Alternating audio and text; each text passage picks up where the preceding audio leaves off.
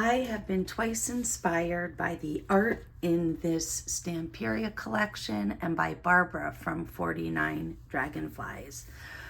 Thanks for tuning into my channel, Lori J Journals. This is the second video in a series I'm trying to capture as I embark on a new kind of journal, for me anyway.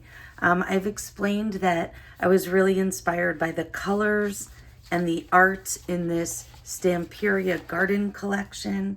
It's a series of papers, fabric, and other embellishments. And as I came across it while shopping online, I just couldn't get it out of my mind. So I decided I needed to do something with it. So that is my first inspiration. My second inspiration is Barbara at 49 Dragonflies. I'm a big fangirl, as you probably know if you watch my channel, because I talk about her pretty often. I'm so inspired by her work, and I've learned so much from watching her. And that's where I got the idea for this journal. And Barbara's style when she did this journal was grunge, and I'm going to link the video to her series in the description box below, but I've decided to go a little different. And the last video at the very end got a little bit cut off, so I'd like to share where I am and what I did since the last video. I apologize for the light in the background here. I've got to get a darker shade on my window. It's very bright today. So in the last video, I deconstructed this children's reader as the hardcover book that I'm working with. And you may recall that I explained that the spine of the book completely fell apart and disintegrated when I took apart the book. It wasn't, the paper and the fabric in the middle had disintegrated to the point where I could not use it. So I did take the spine of a different book, knowing that I was going to paint the cover and it wouldn't matter. You can't tell that it doesn't go. It's a tiny bit shorter, but I think in the end it won't really matter. And I've attached it to a piece of chipboard for strength. The other thing that I did since the last video is I embellished, I continued to work on this birdhouse a little bit. I finished twining these sticks together. I have fixed both the sticks up here and the twig down here. I've added a little bit of scrappy strings that I've pulled from fabrics as a little bit of a bird nesty look. And I'm pretty sure I'm not finished with this cover yet. One of the things I talked about in the first video is this motor oil coin I had that I was talking about using as the opening to the birdhouse, that circular opening that you see in all of the birdhouse artwork. And I distressed it with some brown ink. You can still see it's kind of red on the bottom. And you may not be able to see this on camera, but there you can. There is like a crown engraved in it, and I'm not sure I like that for this purpose. So I've decided to leave it off for now, whether I may treat this and try to use it, or whether I may try to find something else to replace it. I'm pretty certain I have a little bit more work I want to do with this cover, but I am feeling like it's going in the direction that I want. I also painted the back cover to match. I just kind of smeared the paints around, and here's what I'm left with. So I'm really excited to take the next steps. I'm going to set this stuff aside for just a moment to tell you about next steps. So when I purchased this Stamperia collection, I also purchased a set of fabrics, and I really thought that I was going to use the fabric to be the cover. Let me share with you some of what that looks like. It's absolutely beautiful. It's got such rich colors and pretty design. Here's the one that has like the birdhouses, and there's some music note back, sheet paper, music sheets with gardening tools, and then this kind of what looks like, shiplap or wood paneling, but made out of the colors and the patterns. And what I discovered, that one of the things I didn't plan well when I was getting ready to make this journal is these squares are not big enough to cover the whole thing. So when I'm looking at my book cover, I needed fabric to cover this whole, the entire spread. And these are squares, so they're just not long enough. So as I got over the disappointment, I realized it's okay because there is a lot of opportunity to use fabric in the journal, and that's what I'm going to use those for. And we'll get to that a little bit later. So what I had to do is find 2 pieces of fabric that were big enough to cover this Amazon packaging that I'm going to sandwich in between. Again, this is the method that Barbara uses, and I love it because Amazon packaging is my favorite soft cover journal base. It's just the perfect shape and size and texture, and I love that crinkle. It's one of the reasons that I mostly make soft cover journals, so it allows me to bring that into this hardcover journal as well. So I needed to find fabric that I had in my stash that was big enough front and back to cover this. So here's what I came up with. And at first I thought this one right here, I had a big enough for front and back, but I didn't. So I had to find one that went well enough and that also brought in these colors well. So let me just show you. I feel like I've done a pretty good job here with these fabrics because, again, I am going to use these throughout the journal. So I wanted to make sure that the colors looked right together and that the background pattern wasn't too busy to bring in these other more decorative fabrics. And I feel like I've done really well. I feel like there's a really good blend. So I'm happy about that. I'm going to set these aside for later. And I will share later how I'm going to use these in the journal. Again, if you want a sneak peek, you can go and look at Barbara's series and see what she does. I'm going to do something pretty similar. Okay. The last thing that that I decided I wanted to do was I wanted to sandwich a ribbon or a sari silk as the closure.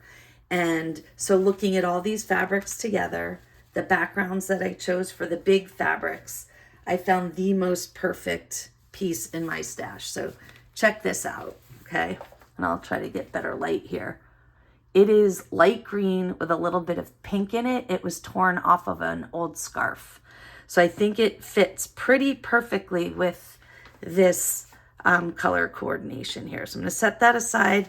Let's put these fabrics aside for later.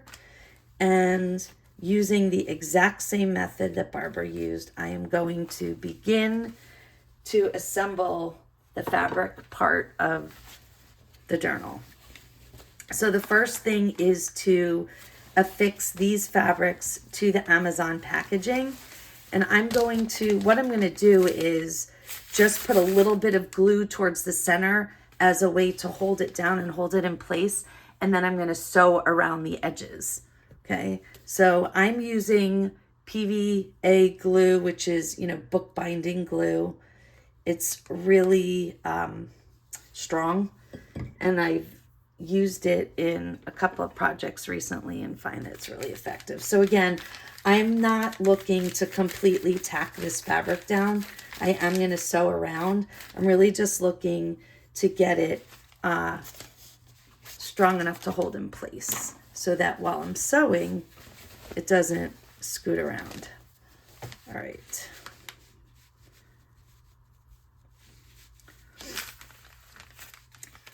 So this is going to be a little risky.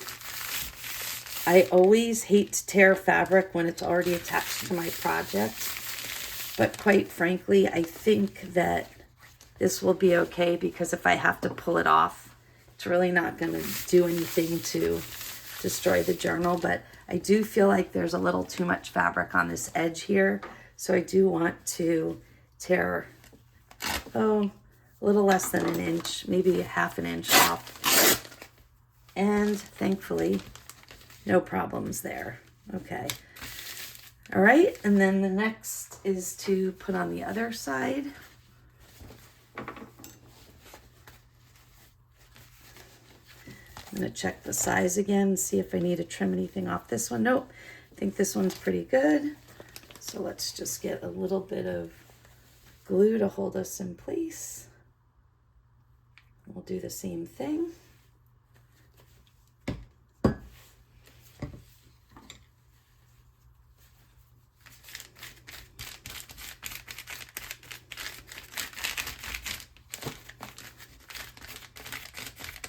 Again, this glue right now is just acting as a placeholder.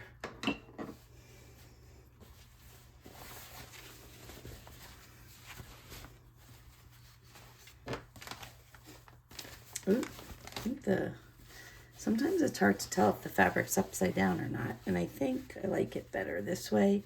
Obviously, as far as top bottom, there's no difference with this fabric. It can be, there's no up down, no writing or any pattern that's specific to direction. So I think we're pretty good. Actually, I think I'm going to adjust this a little bit.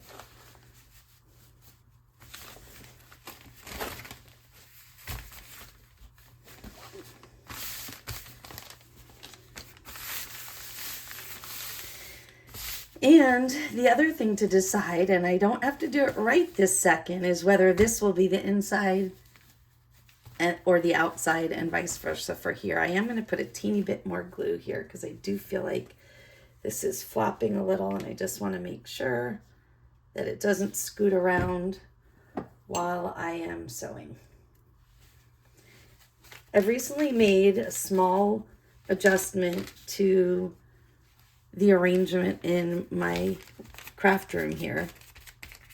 I've moved my sewing machine right onto the table so that I'm still a little bit in frame when I'm sewing instead of stepping away from the camera. I can also adjust my angle a little bit so that you can see what I'm doing.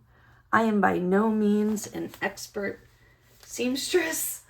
I've really just only learned in the last year or so how to sew on a sewing machine, but I love doing it. So here we go. Barbara explained that she went around hers 3 times, and I think I might do the same. I'm going to do it at least 2 times. So we'll start there and see how it goes.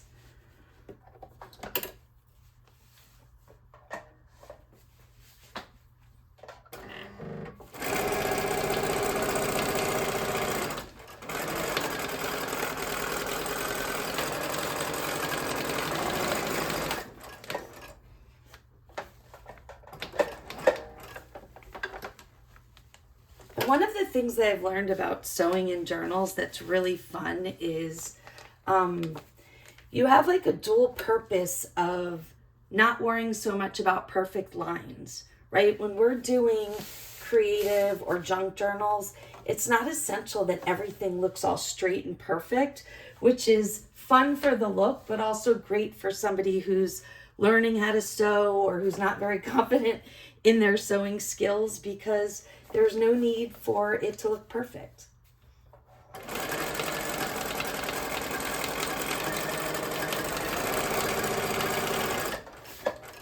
And actually what I've learned to do, which I love, is to not sew straight, you know, to kind of let the sewing machine kind of move organically and just let your hands guide it just to make sure it stays on track.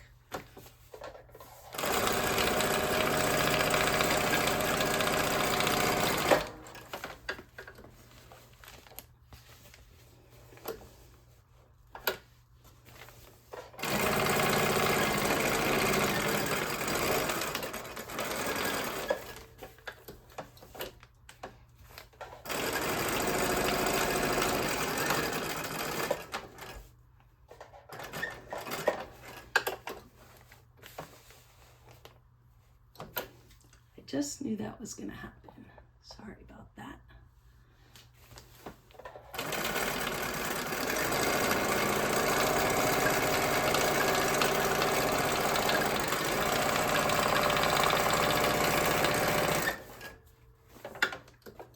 right, I've gone around one time. I'm going to go around again. The first time I just went with a running stitch, and this time I'm going to go with, I'm going to switch back and forth between zigzag and straight stitch, or running stitch rather.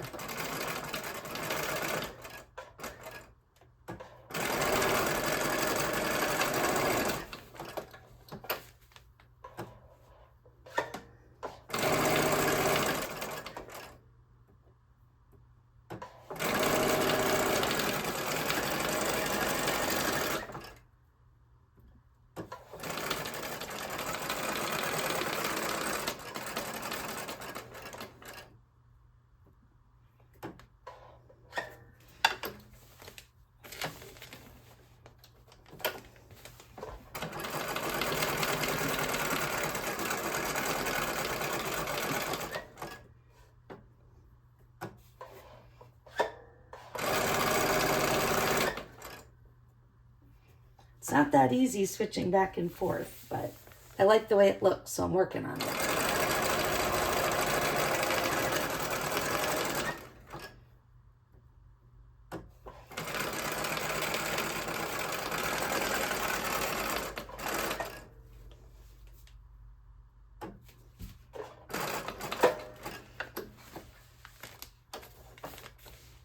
One of the things that I'm seeking to get better at when I'm sewing is when I get to the corners, especially towards the last corner as I'm rounding the box so that the fabric doesn't gather.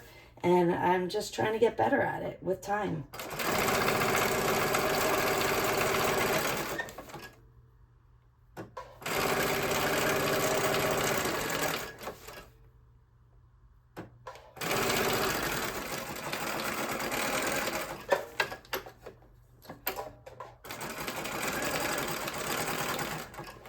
All right, one more side to go. Here we go.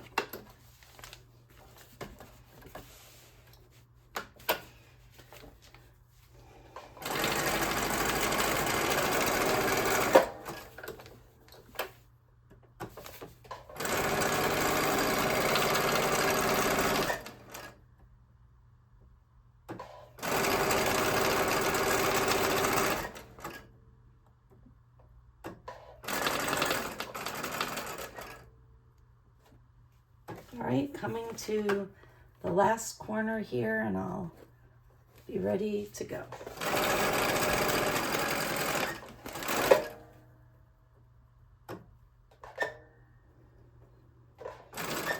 All right.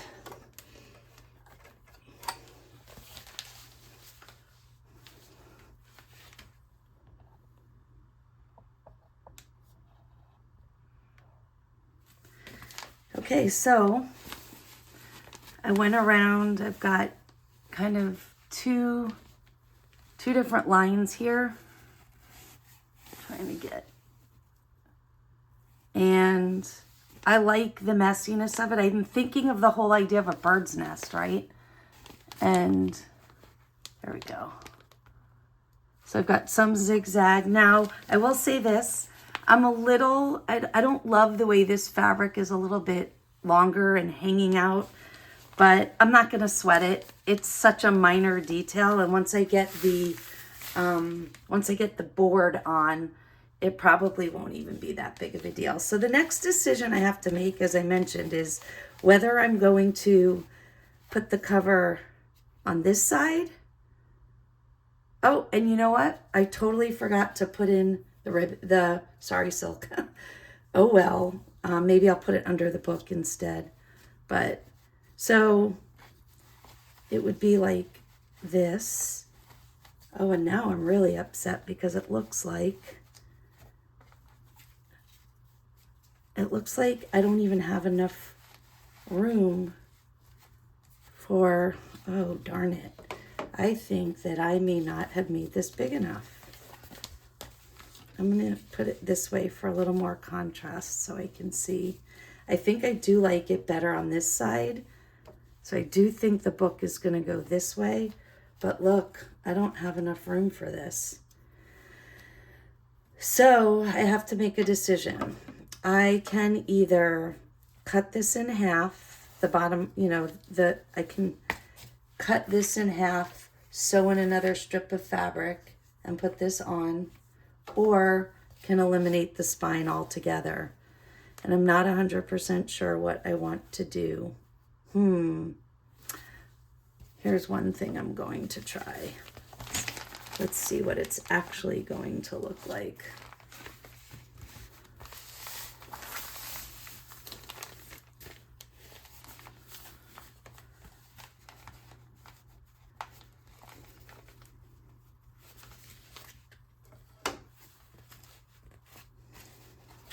And do I want to have it without a spine?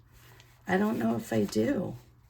I think if I leave it like this, then I'm not going to be able to put very much inside. It leaves it too open. Too closed here, and then it's going to look like a gator mouth.